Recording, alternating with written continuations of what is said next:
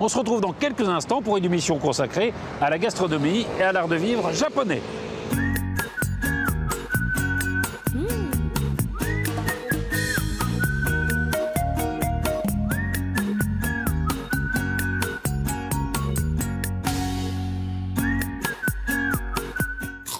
Direction Paris, le long de la Seine, dans le 15e arrondissement.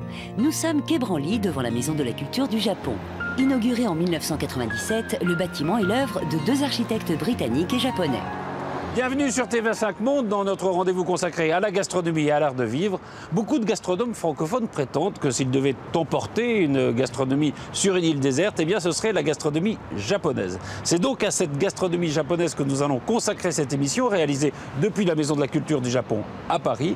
Et vous allez voir que cette gastronomie elle est autant une affaire de goût qu'une affaire d'art de vivre. Mais auparavant, tout ce qui vous attend dans cette émission, ça s'appelle le sommaire.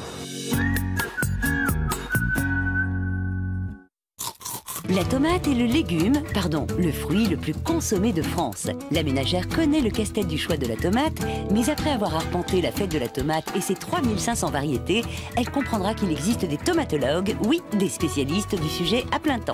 La balade dans le chocolat belge réconciliera les esprits et l'on verra ensuite dans un cours de cuisine pour enfants que le palais, ça se développe de bonne heure. Voilà, nous sommes dans les cuisines de la Maison de la Culture du Japon à Paris. Je suis en compagnie de Yumiko. Bonjour. Bonjour. Alors, vous êtes journaliste, vous connaissez très bien la gastronomie européenne, hein, mais là c'est de la cuisine quotidienne au Japon que nous allons parler. Et nous sommes en compagnie de monsieur Takeno qui est cuisinier à l'UNESCO. Voilà.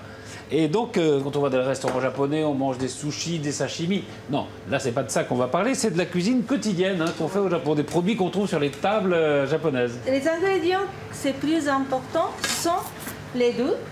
Ça? Oui. Ça, c'est quoi, alors? Ça, c'est dur, d'abord, on dirait du bois. Oui, c'est pas le bois, c'est la bonito séchée. La bonite séchée? Oui.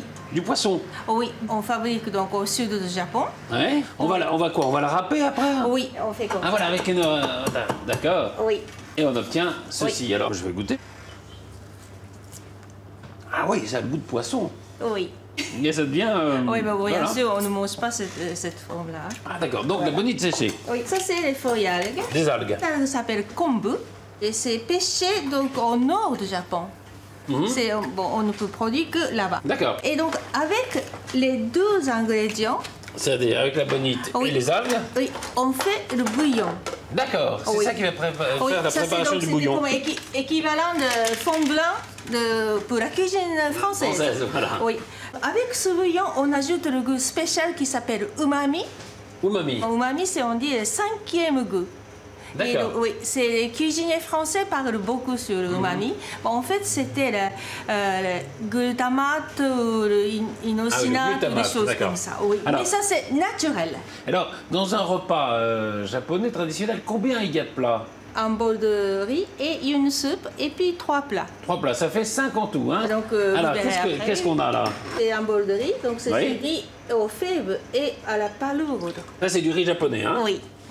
Voilà, le riz long, qui est le riz oui, américain notamment, et le riz rond japonais. Alors, Oui. il est plus collant, hein? Oui, plus collant et plus, bon, pour nous, plus goûteux. Meilleur, hein? Il est meilleur, on va pas se cacher. Oui, et puis donc il y a une soupe. イワシのつみれですね。 Ah, de Une soupe. boulettes de sardines. Donc c'est toujours le bouillon d'acier. Et puis une omelette. Une omelette, Oui, voilà, une omelette des de œufs, poulet. Oui, c'est tous les Roulé. Japonais adorent. Ça, Oui, c'est ohitashi. Donc ohitashi, c'est des légumes cuits, marinés. mariné. Oui. Et là, Dans c'est le quoi? Des bouillon, épinards oui. et... Épinards et de l'aubergine. Et de l'aubergine. Oui, dans la sauce de bouillon et puis un petit peu de sauce de soja. Ça, c'est l'équivalent de la salade chez vous. Et donc, c'est un plat, mais vinaigré. Et donc, une autre sorte d'algue est mélangée et avec des éminces de concombre. Alors ça, évidemment, ça on le connaît sur nos tables, mais on le voit pas comme ça. C'est quoi? C'est le wasabi, donc le raifort. Le raifort. japonais. Voilà, Oui. ça va servir à faire le wasabi.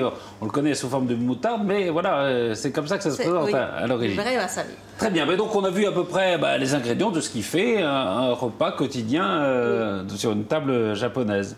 Et alors pendant qu'il prépare, là, il prépare une viande qui a l'air succulente, on va voir peut-être une petite recette Oui. tout à l'heure.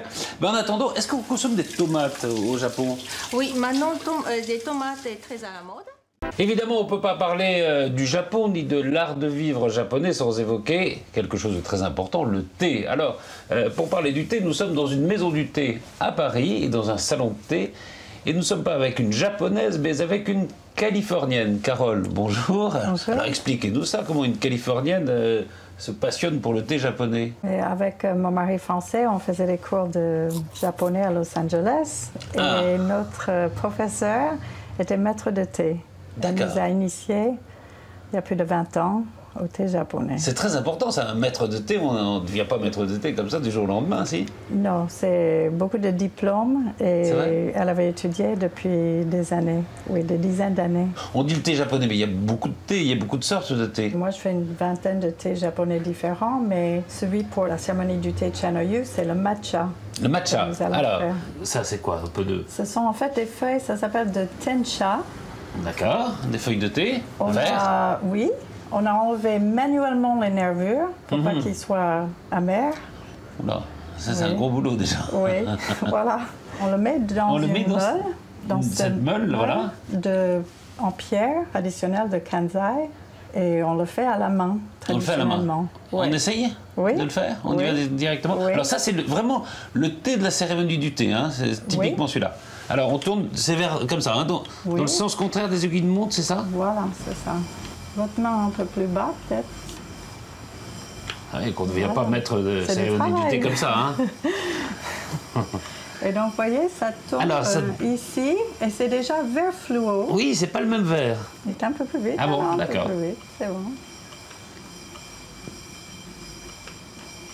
Voilà. Donc, bon, on va s'arrêter là, hein, pour l'instant, parce qu'on va pas faire du thé pour 200 personnes. Alors, on a en effet cette, je ne sais pas si on la voit, cette poudre comme ça qui est très vert fluo, hein. Et c'est avec cette poudre. On le met ensemble comme ça. D'accord, avec un petit pinceau. Oui. Vous ramassez, vous rassemblez. En fait, c'est pas tant que ça, vous voyez. Donc nous avons cette petite poudre vert fluo, donc. Oui, plus fine que la farine. Hein. Alors, vous rassemblez avec une petite cuillère. Avec une cuillère en bambou. En bambou. Ça, c'est vraiment la tradition, hein? Oui. Et après, de l'eau chaude, tout simplement, non? Pourquoi c'est un cérémonial aussi important, la cérémonie du thé au Japon? Pourquoi c'est si important? Oui.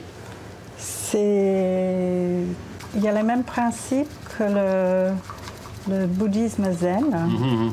Donc, tout est venu de Chine, hein, aussi bien le thé que le bouddhisme.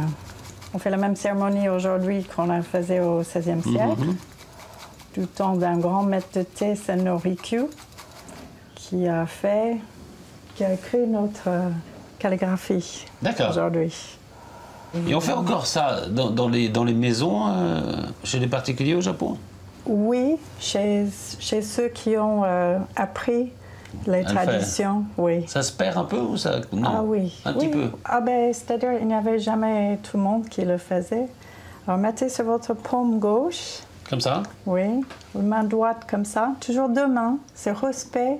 Un des 4 principes zen, c'est respect. Et c'est respect pour l'ustensile. Pour l'ustensile et pour le contenu. Parce qu'au Japon, par exemple, ça peut valoir, vous savez, des dizaines de milliers d'euros en vol. Donc, alors, total respect. Et j'y vais? Oui, allez-y.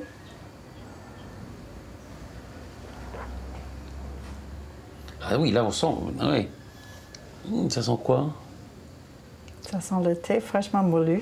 Très fraîchement moulu. Que vous n'avez pas l'habitude. Hein? Non, c'est très très bon. On peut voir qu'il y a une petite mousse à la surface, évidemment, puisque vous avez battu ce thé.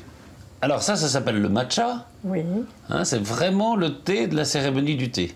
Oui, pour le Chanoyu. Parce qu'il y a une autre cérémonie du thé. Une autre cérémonie? Senchado. Ah, c'est quoi ça? Avec du gyokuro. C'est avec du thé infusé. Infusé? Oui. D'accord. Carole, merci infiniment pour tous ces enseignements sur le thé japonais, la cérémonie du thé.